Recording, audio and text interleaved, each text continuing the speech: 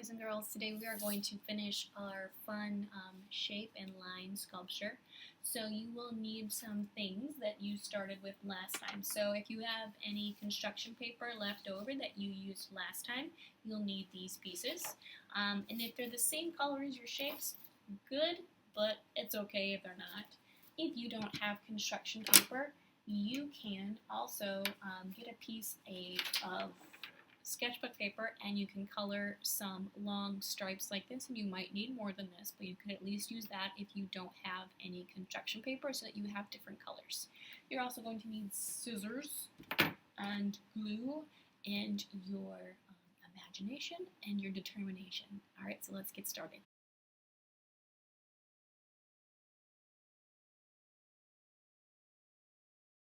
My goal here is to connect each shape with each other using a different kind of line. So I'm going to start with blue, since that's where I started last time, and I'm going to take my piece of paper and I'm going to cut off a long strip.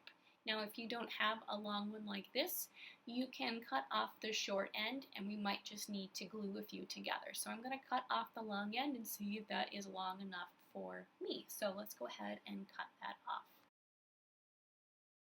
Alright, for this first one, I think I'm going to keep it simple, and I'm going to just connect each blue circle with this kind of big arched or curved line.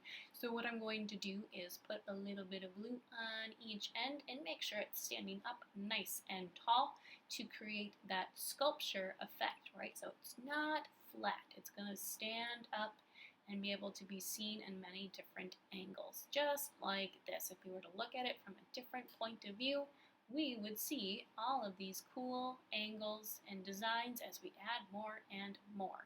So I'm going to put some glue on each end of my little strip, and I'm going to place it on my shape that matches its color. And I'm going to smoosh it around a little bit to make sure it stays nice and firm on there. We don't want it going anywhere.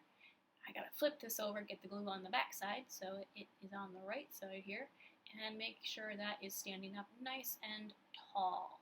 So start simple with a nice big curved line, and then we'll get even more complicated as we go. So let's do the pink ones next. They are kind of close together, so I think this will be a perfect place for me to do a big zigzag line. So I'm going to take some pink and cut off a long strip, and we'll see if I need more than one.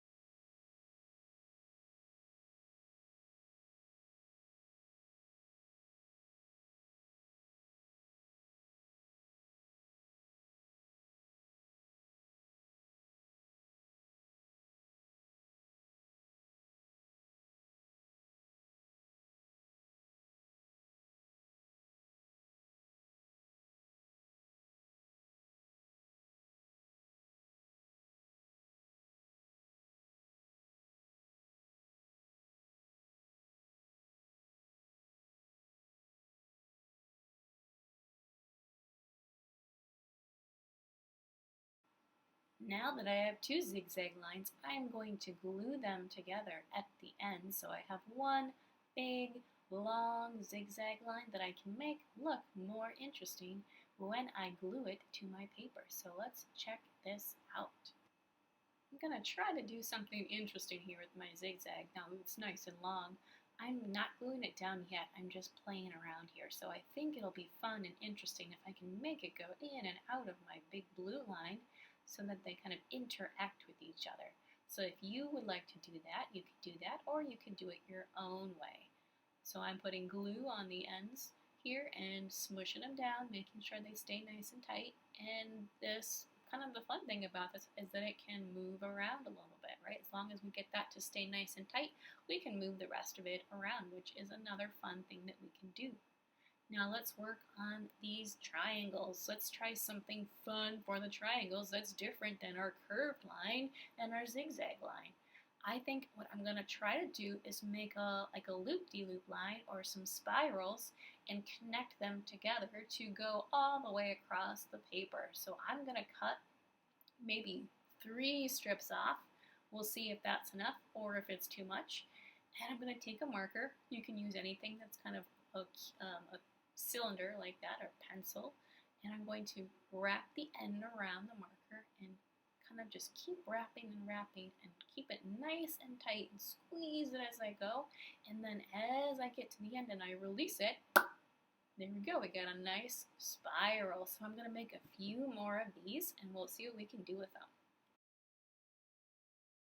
Now that I have all 3 of my spirals cut out, I'm going to experiment and see how I want them to work together with each other and then with the other line. So I'm going to just kind of hold it over my triangle and let's see what we can do.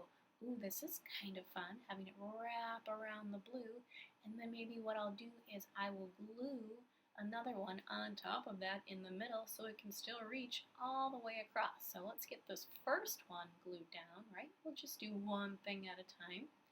And then we're going to find the end of our second strip and put some glue on the end of that and find a place to secure it to the first green spiral, and then let's see what we can do next here.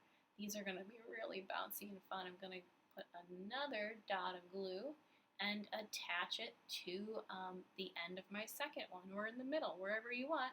And then let's get some glue on this triangle, and then we'll glue part of our spiral down so that it kind of attaches and it won't fly away if we kind of bounce it around a little bit.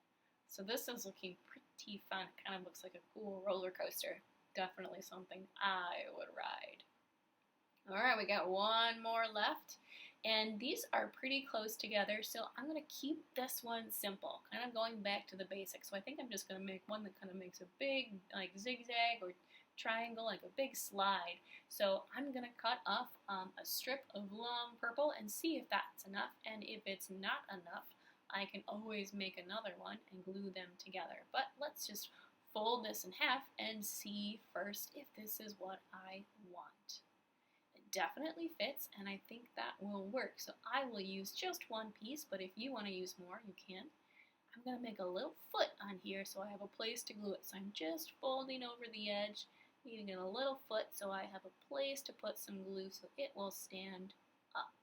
So I'll put some glue on there, make a foot on this guy too, a little foot, and then some glue, and then we'll carefully smoosh it down, and voila!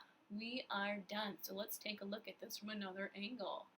Here's my finished sculpture, and we're going to look at it in different directions. The great thing about sculpture is that it's meant to be viewed in the round so we can see it from different angles. And as we look at it from different angles, we kind of just get a different piece of art from every direction that we look. I hope that you all had fun and enjoyed this, and I can't wait to see your sculptures.